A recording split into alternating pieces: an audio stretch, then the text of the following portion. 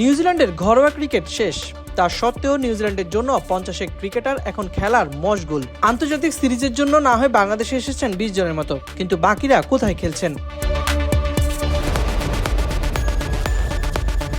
যেহেতু নিউজিল্যান্ডের ঘরোয়া ক্রিকেট এখন একদমই ফাঁকা সময়, তাই এই জায়গায় প্রশ্ন স্বাভাবিক। তবে প্রশ্নের উত্তর থেকেই বেরিয়ে আসছে প্রশান্ত মহাসাগরে অবস্থিত দেশটির ক্রিকেটের গভীরতা কতখানি। নিউজিল্যান্ডের একঝাঁক ক্রিকেটার এখন ব্যস্ত আইপিএলে, কয়েকজন ব্যস্ত রয়েছেন পিএসএলেও। এর বাইরে যারা রয়েছেন তাদের নিয়ে সাজানো হয়েছে বাংলাদেশ সফরের দল।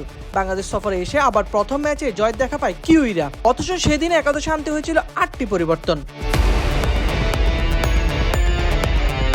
এমনকি খোদ অধিনায়ক মিচেল স্টানারও নেই জাতীয় দলে। এরপরও কিউইদের এই দাপুটে ক্রিকেট যেন তাদের দৃঢ় পাইপলাইনেরই প্রমাণ দিচ্ছে। কিউইদের অভিজ্ঞ তারকা ঈশ্বরদী বলেন, লোকি ফার্গুসনের সাথে এখানে আসার সময় কথা হচ্ছিল, একই ফ্লাইটে সে আইপিএল যাচ্ছিল। 40 থেকে 50 জন নিউজিল্যান্ডের ক্রিকেটার এখন বিশ্ব জুড়ে খেলছে। আমাদের ঘরোয়া ক্রিকেট শেষ হয়ে গেছে মাসখানেক আগে। আমাদের অনেক ক্রিকেটার এখনো খেলে যাচ্ছে। এটা নিউজিল্যান্ডের জন্য দারুণ ব্যাপার।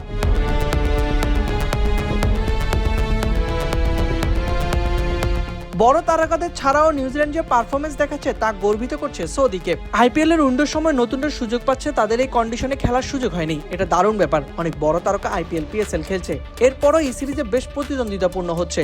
দারুণ গভীরতা।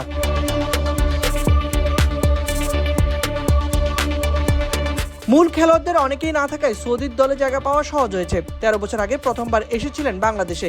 এখনো খেলার মোটিভেশন কোথায় পান জানতে চাইলে বলেন, নিউজিল্যান্ডের হয়ে খেলতে পেরে আমি ভাগ্যবান। আমার ক্যারিয়ারের শুরু টেস্ট ক্রিকেট দিয়ে, এরপর টি-20, আবার টেস্ট, আবার টি-20। এই ব্যাপারগুলো আমার উপর চ্যালেঞ্জ বজায় রাখে ও মনোযোগী হতে সাহায্য করে।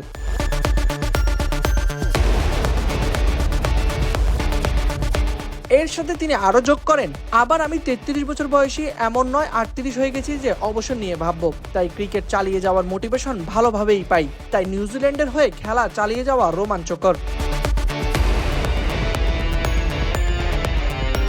সাইদ ইবনে শামস, বিডি ক্রিক টাইম।